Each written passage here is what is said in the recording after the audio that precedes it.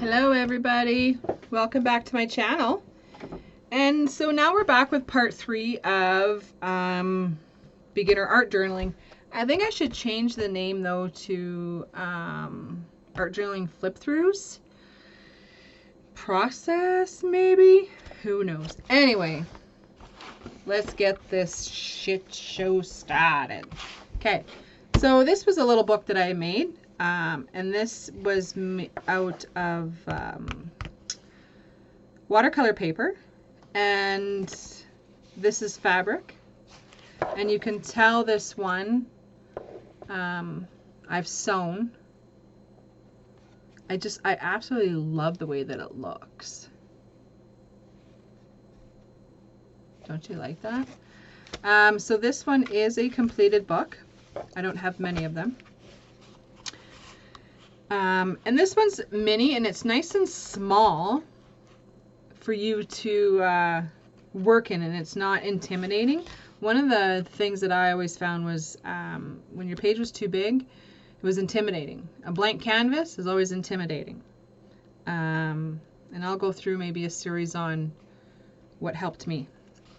But we'll just do a quick flip through. We've got 3 books to go through, so I don't want to take up too much time, and then this way you guys can see everything. Some lace in here, and these are pictures that are just layered up in scrap pieces of scrapbooking paper, stamps. Sometimes I use stamps, or not stamps, but words that are already done there in a book. I believe they're Tim Holt. I can, if you're interested, I could get that information for you. Other than that, I just have stamps, and I would stamp and make up my own stuff, or stickers that have words. This one here's like all bumpy and stuff. This one's harder to see on here, isn't it?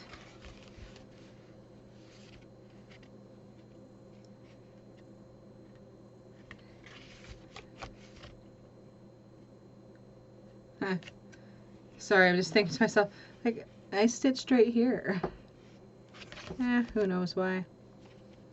I did it though. Oh, another page. Now my background pages, a lot of times when I wanted to work on a page, what I would do is I would have these 2 books. I would open up one, and then another one, and then I would just leftover paint or whatever it was, and that would be how I would start a background. These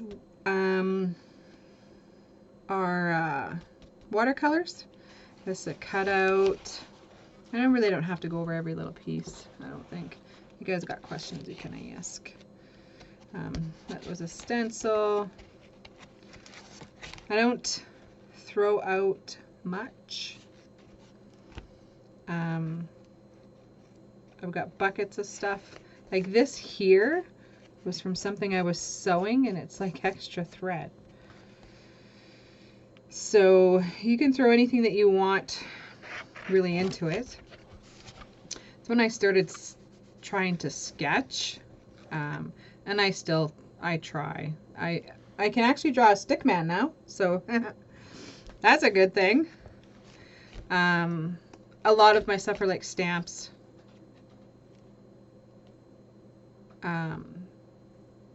Different mediums. Oh, there is actually gesso on that one too. Stickers. This one's got a border on it. I don't know, I'm telling you exactly what you can see. This stencil, it's who is this one by? Crafters Workshop maybe? I'll actually have to check it out if you want. I love this stencil. This is basically everything that you see here. That is the stencil. So you can break it up or use a part of it or whatever it is that you desire. But it's a good stencil in the aspect that it's very versatile. Another page. Look at all the sparkles. This here was actually very true for me for something I struggled with hard a few years ago. And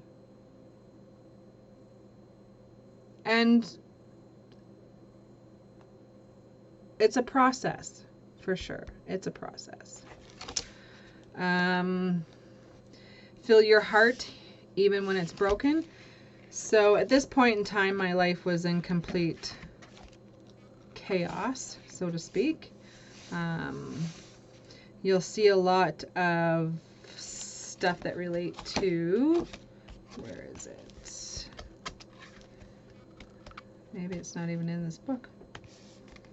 I thought it was. Oh, this page here.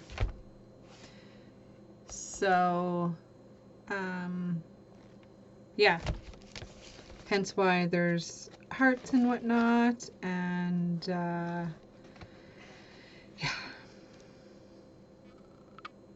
I love the way that this here runs down.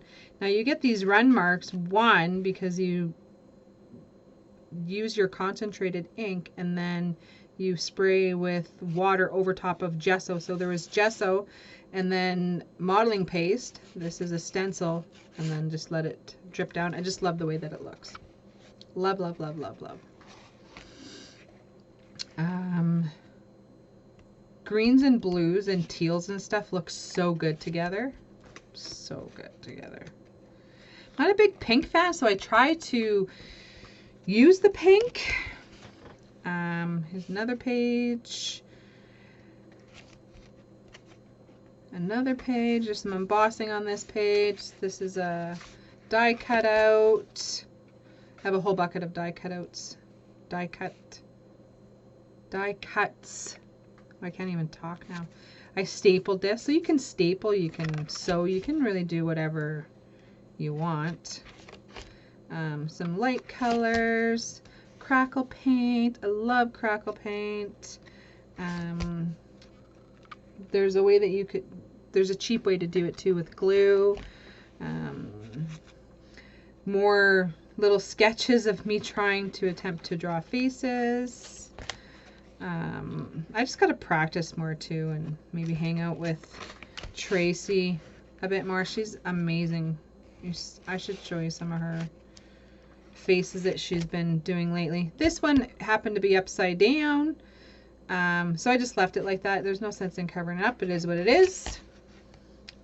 Pinks and browns. So this is more like a salmon color, and browns look really good together too. Oh, that opened up. This is a very dark page, as you can see. More texture, layering up your words. Don't even know what this is, or that. And as you can tell, this is not finished. But this here is a good example of how a background starts. So there's stencil, there's paint, and then I'll just keep adding. This one has, looks like gesso and scrapbooking paper. And then this one has stickers and leftover like glitter paint and stuff.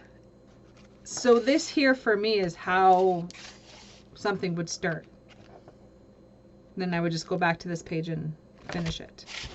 So there's that book. Now there's this one here. This is mixed media.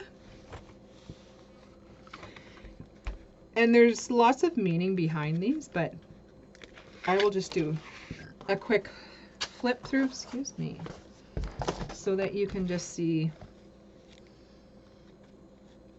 the texture and whatnot. This was a paper towel that I used as ink wipe ups. Yeah, I won't read too many of the different things in here. We'll just look at the background pages.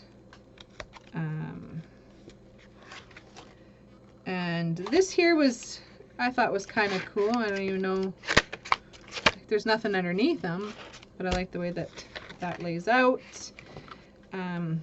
this here, was a big butterfly. There's, like I said, I do all kinds of art journaling, sometimes in behind that can be read, and sometimes that's completely covered up. This was, this actually was a funny page, and I remember this one.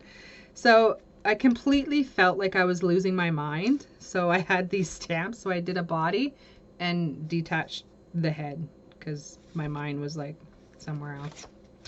Anyway,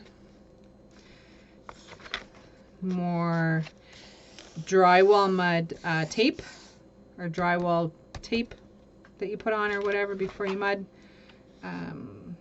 Sticker stamps, little butterflies. These are napkins. Just a lot of different playing around with stuff too. And I don't have one in all these books that I have. I do not have one perfect page.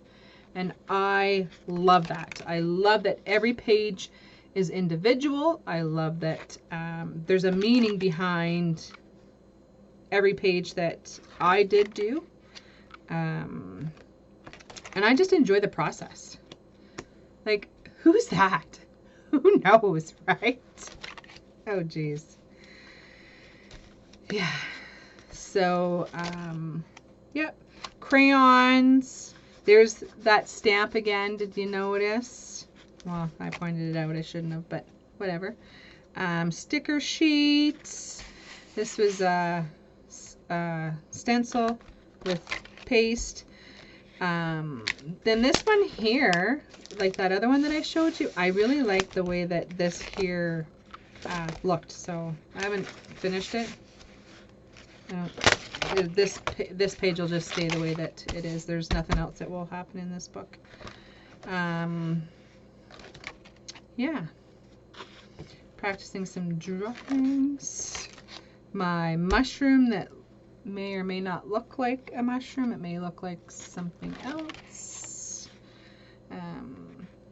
I love steampunk, so you'll see a lot of that in here too. This is wood. These here are, what do you call those? Scrabble tiles that I got. Another page. Oh, I put a zipper in this one. I forgot. Cheese and rice. Doesn't that look cool? It does. That's where all that texture comes from, I guess.